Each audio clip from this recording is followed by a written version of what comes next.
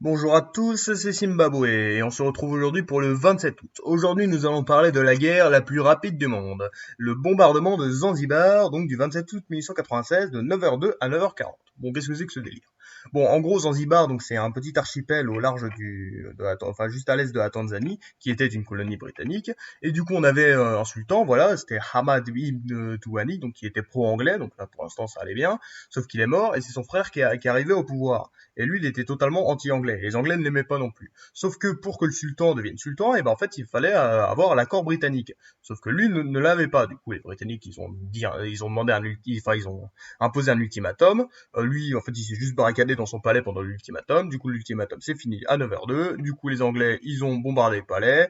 500 morts, 500 tués et blessés d'un côté. De l'autre, on a un blessé qui s'est remis pour les Britanniques. Donc, évidemment, énorme victoire. Le sultan de Zanzibar a tout de suite abdiqué et donc le Khalid ibn Barkash il est parti et bah du coup c'est une grande victoire britannique et la guerre la plus rapide du monde, hein. Bon après ça n'a pas vraiment eu beaucoup de conséquences, enfin c'est juste que Zanzibar pendant 67 ans ils se sont plus jamais rebellés parce que bon, même c'était plutôt violent et bah voilà bon, après ça montre bien aussi le déséquilibre qu'il y avait entre les grands empires et des sultanats tout petits, mais donc quand même c'est toujours plutôt intéressant d'avoir ce genre d'histoire en tête, hein. Voilà une guerre de 38 minutes.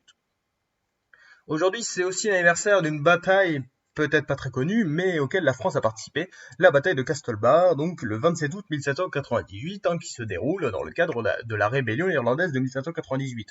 Cette rébellion, c'est très simple. Bon, on a un peu des rébellions, enfin des révolutions partout dans le monde. Les Irlandais, bon, leur parlement en fait est lié à la couronne britannique, en fait, c'est eux qui ont un gros contrôle sur les lois.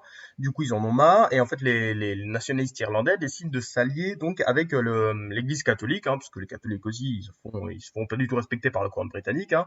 En termes de pour le vote, il y avait le suffrage censitaire pour les protestants, mais les catholiques ne l'avaient pas, ils n'étaient pas représentés, donc évidemment ils en avaient marre. Donc c'est un peu une alliance de plusieurs Irlandais.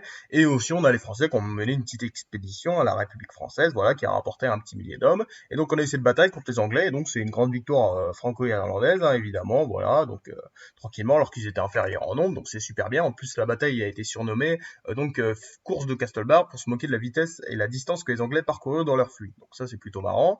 Puis ensuite donc il y a une république qui a été proclamée, la république du Congo, ouais je sais pas comment ça se prononce, et donc bon c'était sympa. Bon après c'était pas toute l'Irlande, c'était juste une petite partie. Puis ensuite, bah, il y a eu la bataille de Ballinamouc, et bon, les Britanniques ont défoncé les Français et les Irlandais, hein, parce que de toute façon, tout ça, c'était pas censé durer longtemps, hein, parce qu'ils étaient tout petits en nombre, alors que la Grande-Bretagne, puis même tous les Irlandais n'étaient pas pour, donc évidemment, ils ont gagné. Puis ensuite, quelques années plus tard, donc en 1801, il y a eu l'acte d'union, et l'Irlande a été intégrée donc dans le Royaume-Uni. Et ouais, hein, le Royaume-Uni était comme ça pendant 120 ans, jusqu'en 1922. Donc ça, c'est quand même intéressant à savoir. Et donc, coup dur pour le nationalisme irlandais, mais bon, il rejaillira un jour. Aujourd'hui, c'est aussi anniversaire, et aussi aujourd'hui, la journée mondiale pour la fin du spécisme, donc qui est destinée à dénoncer le spécisme, soit la discrimination envers les animaux non humains sur la base de leur espèce. Donc, c'est-à-dire, considération que l'espèce à laquelle l'animal appartient, par exemple l'espèce humaine, est un critère pertinent pour établir les droits qu'on doit lui accorder. C'est-à-dire, sous prétexte que je suis telle espèce, j'ai plus de droits que l'autre. Donc, c'est un petit peu méchant, et donc, c'est un truc qui a été fondé dans les années 70, hein, comme ça, évidemment dans une période où ont été féministes, ont été antiracistes, tout ça, voilà, c'est ça. Et aussi, ces dernières années, l'antispécisme est de plus en plus en vogue, hein. Par exemple, en 2018, des événements pour souligner la journée mondiale pour la fin du spécisme sont tenus dans plein de pays du monde, et c'est toujours comme ça, hein. Il y a de plus en plus de gens qui prennent conscience que certains animaux ne se font pas trop respecter. Du coup, ils sont un peu énervés, mais avec raison. Aujourd'hui, donc voilà les trois événements qu'on a vus pour aujourd'hui. On a le bombardement de Zanzibar le 27 août, enfin 1896. On a donc la bataille de Castelbar en 1798 et la journée mondiale pour la fin du spécisme depuis plusieurs années. C'était Zimbabwe. Merci d'avoir regardé. Bisous.